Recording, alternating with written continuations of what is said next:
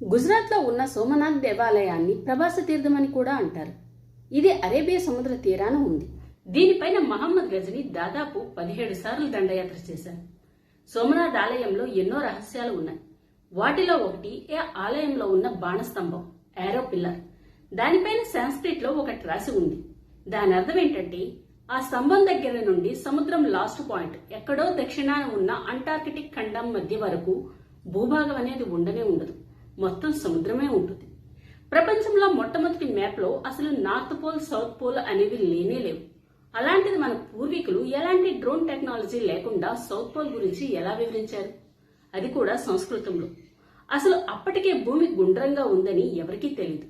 కానీ మన వాళ్లకు భూమి గుండ్రంగా ఉందని, మరియు ఉత్తర దక్షిణ ధృవాలు ఉన్నాయని ఎలా కనుగొన్నారు?